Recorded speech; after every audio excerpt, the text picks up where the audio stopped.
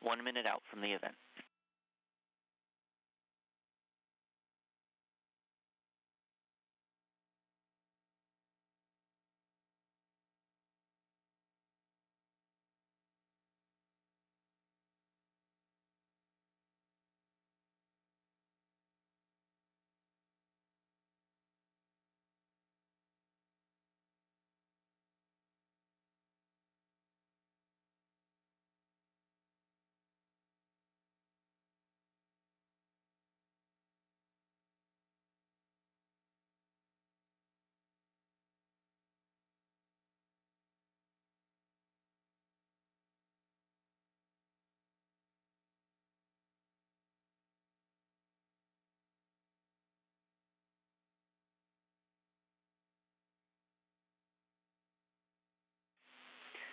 Station, this is Houston. Are you ready for the event? Houston, this is the space station. I'm ready for the event. U.S. Navy's at the helm. This is Mission Control Houston. Please call station for a voice check. Station, this is U.S. Navy's at the helm. How do you read me? At the helm, welcome aboard to the International Space Station. I have you loud and clear. Copy. Hey, good morning, Captain. Good morning. How you doing there, Austin? I'm good. How are you, sir? I want to say it's an honor to speak with you this morning. Glad to be with anyone from the Navy today. It's a fine Navy day on the ground as it is here in orbit. Yes, sir. That's good to hear. So, just a brief background for the audience, because the audience will be seeing you through video, and they will be seeing me through video when it's produced. A little background about you. You spent 11 years as a member of the U.S. Navy SEAL team, and in 2004, you were selected as a NASA astronaut. And you're currently serving as commander aboard the International Space Station. So that's a pretty aggressive switch. Did you always want to be an astronaut, or did you always want to be a Navy SEAL? How did that switch come to be? Yeah, that's a good question. So I entered the Naval Academy without any knowledge really about SEAL teams or astronaut. And during my 4 years in Annapolis is when I learned about the SEALs and how do you get there and what does BUDS mean and all of that. And it wasn't until I was several years into my SEAL career where I did the same with an astronaut selection, and I learned about the process, and I met a few other astronauts, one in particular, Bill Shepard, who was the commander of the space station on Expedition 1. And so that's kind of how I got a little bit interested. I really loved my job in the SEAL teams, but it was, I realized, hey, it'd be kind of cool to try. Why not try to become an astronaut? If it works out, great. If it doesn't, I continue my job in the SEAL community. So that's as simple as an answer as I can give you, because it was pretty simple. So it was just kind of like the flip of a switch. You saw it and you're like, oh, well, that would be kind of cool, and you just kind of went for it. Yeah, exactly. You know, there's so many cool programs in the Navy. No matter what community or rating you're in, there's cool opportunities out there for everybody. And I just saw one, and it worked out. And I encourage everybody to kind of keep their head on a swivel and look for opportunities. And what makes the world great is you can go through doors when they open. Yes, sir. I completely agree with that. And you know, being a Navy SEAL and then becoming a NASA astronaut, there's a huge level of success with that. So how would you define success to someone else? Yeah, that's a good question too. I in my mind, it's not so much about the results, although results matter, but it's about the effort and the level of preparation that one puts into it.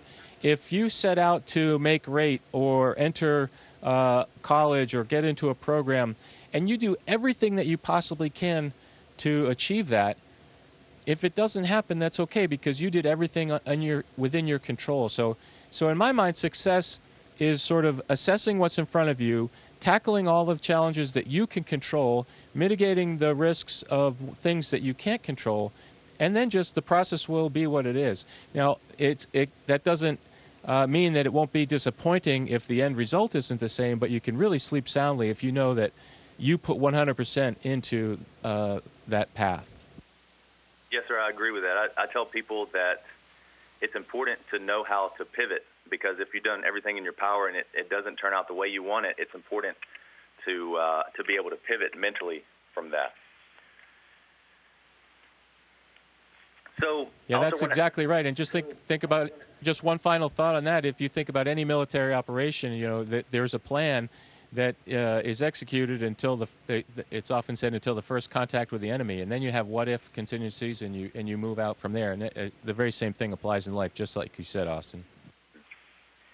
So obviously, being a Navy SEAL and a NASA astronaut, you have to stay fit. So being up there in space, can you give the audience a demonstration of how you stay fit in space? Yeah, I'm a little bit fixed in my location here with the camera, but we have 3 exercise devices: a bicycle, a treadmill, and a big weight machine. And the weight machine is much like anything that you can configure with a bar, maybe that you can imagine. However, there's a key difference.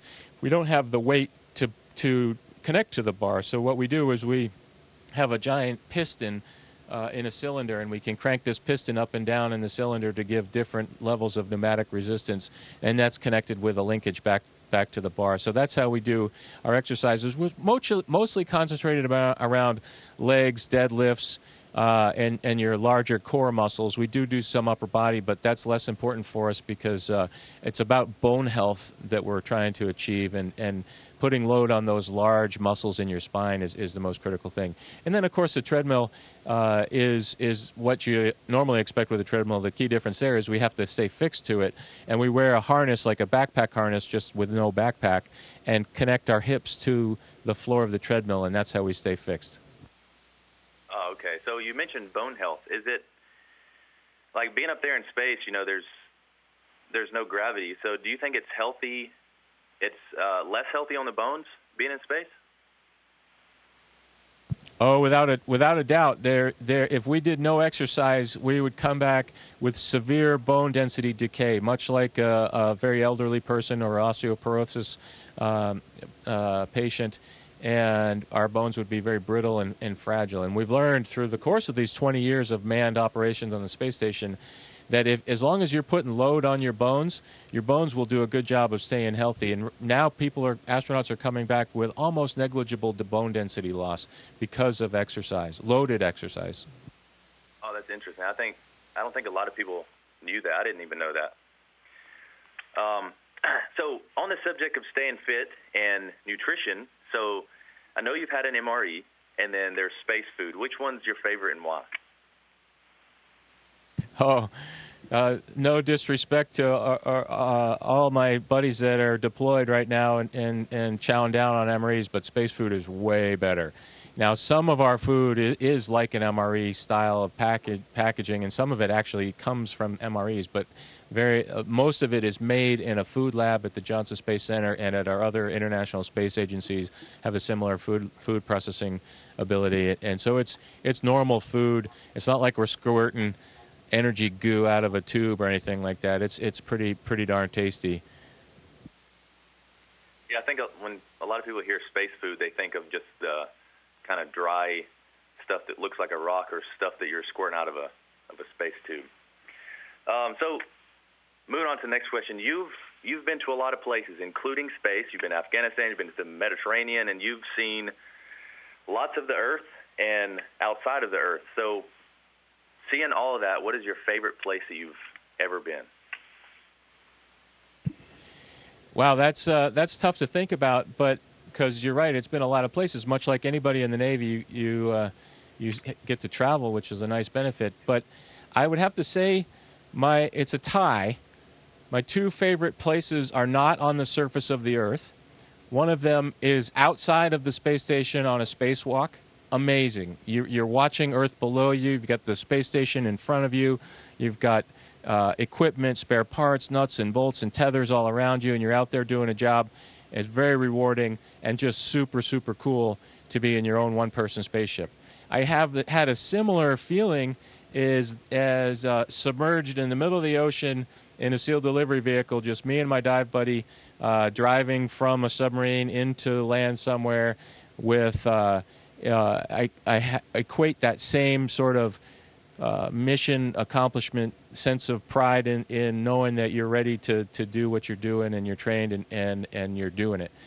So below the surface of the ocean, in the middle of nowhere in a SEAL delivery vehicle, and outside of the International Space Station in my spacesuit.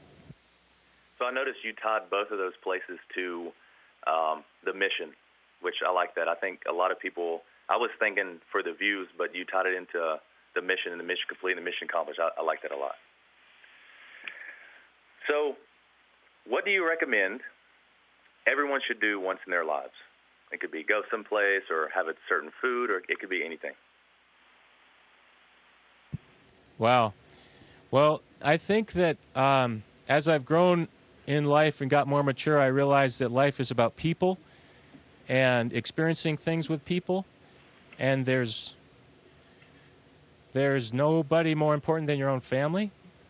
So I would say dance with your mom or dad. I like that a lot. It took me off guard. I'm in my feelings now. But I would definitely have to agree with you on that.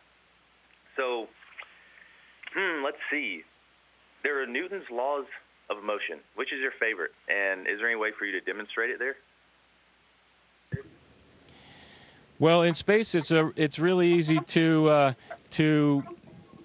kind of not only visualize but feel those laws. And one of my favorite ones is what you learn when you on your very first time in space, and that is however hard you push off is how much force you're going to need to stop. So we learn quickly that just a little bit of force is all it takes to float. And when you first arrive, you really don't understand that, and you start flailing around, slamming into walls, crashing way harder, realizing that you could have stopped that crash by not pushing so hard, so you don't have to react to the force that you put in. Okay. So I have written down here, which STEM fields of study are most applicable in space, and why? So, yeah, I'm often asked about education related to space flight, whether it's as an astronaut or an engineer. But I think the critical thing is just that critical thinking and problem solving. That's most applicable to our life here in space, and then also pre-flight and working with the team of technicians and engineers that make it all possible. So I think that I was not an engineering undergraduate major. I realized that it would be very helpful once I became a graduate student. But what I liked about I was a math major. What I liked about that major was the problem-solving aspect later in the course of study, and then on in graduate school as an engineering major, thinking through problems and all the variables that can go into a problem. So that it really helped chisel the critical thinking piece. So I would say anything related to engineering and problem solving. Okay. I'm not the best at math. I think had elementary algebra in high school, but that's on a different subject. So this is a big question. It may require a little bit of thinking. So what events in your Navy career made you who you are today? Are there any major events or a bunch of little events that kind of led up to it? Yeah, so kind of tying that back to your earlier question, and I think life is about people. Of course, I have events entering and graduating from the Naval Academy, graduating from SEAL training, various leadership positions within the SEAL teams, and then a phone call that said, "Congratulations, Chris, you're now a member of the NASA's astronaut corps." A call getting called into the chief astronaut's office on my first mission and said, "Chris, you're going to be part of STS-127." All those were incredible moments. But when I think back to it, each of those is tied to mentors and people that I shared those experiences with. So boat crew mates and swim buddies and buds, Don and Mike, and at my first SEAL team, Hank and Sling, various mentors along the way. And of course, getting to NASA is the same. Some of the very senior astronauts when I first showed up, mentored me in all aspects of being an astronaut. So I've really come to appreciate the value of being a mentor and then being a mentee, and how critical it is for both of those people, and therefore critical for the organization to pass on knowledge that we've learned over the years. And that has been very true in the SEAL teams and very true at NASA. Yes, sir. I just want to reiterate that for the audience. It's, the people in your life, you may not see it now, but they're the most important. They teach you leadership, and people that you experience along the way, you may not realize it yet, but your family and the ones you meet and the ones that mentor you are the most important part of life. So, being at the space station, what's the best way that you like to start your day? Oh, wow. So there's a schedule that gets put up that other people make, and our job is to execute it. Sometimes I fully agree with it, and sometimes I put some tweaks in there. My preference is to start the day with exercise, and in a way, get it out of the way. I don't like saying that because I enjoy exercise, but it's also nice to have it accomplished, have it done, and then you move on. And back on Earth, when there's nobody holding my feet to a schedule, it's just nice to know that that's the first priority and it's done. If I'm not able to do that, I personally am most productive in the morning. So I just like to start getting my jobs done, and then while I'm here, take advantage of the window, because the window is looking down at Earth from 250 miles above is something that in 2 months, I come home October 22nd, in 2 months I won't be able to do. So every morning while I'm brushing my teeth or just kind of getting ready, reading the look ahead for the work, there's always a trip to the window. Okay. So kind of to summarize this whole thing with risk, obviously in the Navy we have something called operational risk management, but being through everything that you have been through, how do you approach risk? Well, my approach to risk has really developed through these years in both communities, SEALs and NASA, and fortunately for me, it's the same. And that's kind of tied to Austin, what you were saying about the mission. There's a mission, and there's a goal to get that mission done, and there's risk involved in conquering the mission. And it's our job as operators and as a team of folks putting the plan together is to mitigate that risk with the things that you can control. And most things you can control, the most important thing you control is your own preparation and thinking through the what ifs. At some point in time, there's a place where there still exists risk, but you can no longer do anything about it, and you just have to step off the cliff and go. And ultimately, NASA's goal is to get to Mars, and we will get there. But there's going to be significant risk in those first couple crews. In fact, every crew that goes to Mars, there's going to be risk acceptance, and that's just what we have to do. Just like if you're in the military, if you're going for a very high-level national objective, maybe you take a little bit higher risk than if it's just a training mission off the coast of San Diego or something like that, where you can come back tomorrow and do it when the weather's good.